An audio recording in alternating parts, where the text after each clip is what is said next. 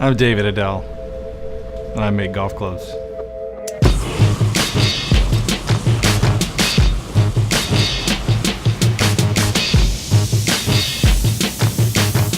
When I started making golf clubs, I bought a really old milling machine and was working out of another building that the machine didn't really fit in, and I said, okay, I'm going to build a shop, and it was a 25 by 30 building.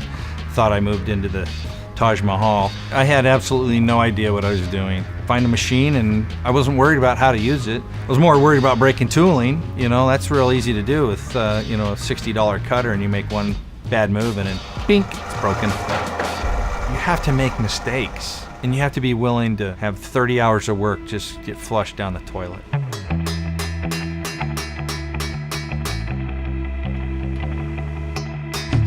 Launching our iron was probably our most difficult task.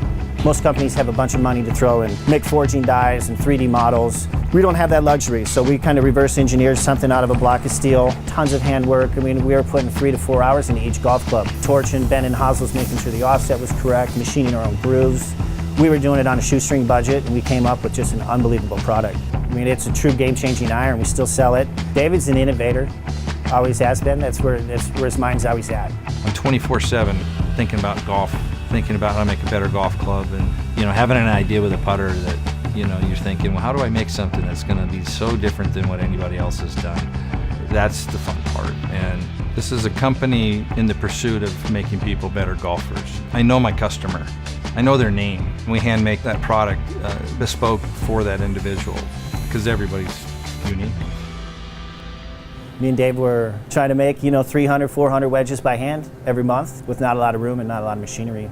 We made it work, and that's kind of where me and him grew in terms of how we talked about golf clubs, products, the future. We've had to survive. I mean, I went for 18 years without really making a profit. But I never quit. Kept trying. Luckily, I had some good supporters.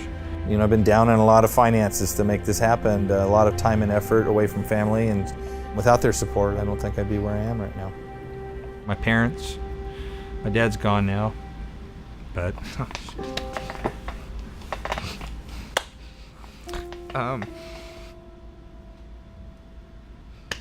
they supported me a lot. Said, what the hell you doing? But they were always there supporting me. So if they didn't believe in what I was doing, or those first few fitters that fit for me didn't help, I wouldn't be here. Just start off small. It doesn't have to be big. I started off small in a garage, and I made something out of it. Roughly about 2 years ago, we were able to connect with some really amazing people over in Japan, and we had a lot of units we had to make. I was like, oh my God, we had to make 1,000 putters in a month, and we were like, we'd never even come close to that, right?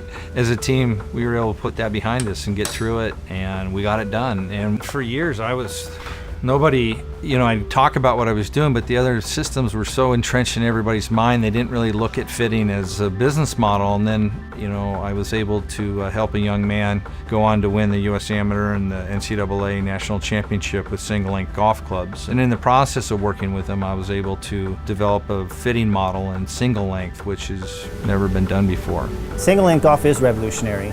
We got some major champions that started playing our wedges that were idols of mine growing up. Instant validation, if a tour player is going to play the product and put it in play, they trust that golf club. So it was pretty neat to be making those golf clubs for people that, I've watched play golf since I was a young kid. I want to be regarded as somebody that was a great steward to the game. You just can't quit. It takes no talent to quit. Not many people maybe ever realize that they have skills or where their true passion could go if they really stuck to it. And I can honestly say, I decided to do it and I never stopped.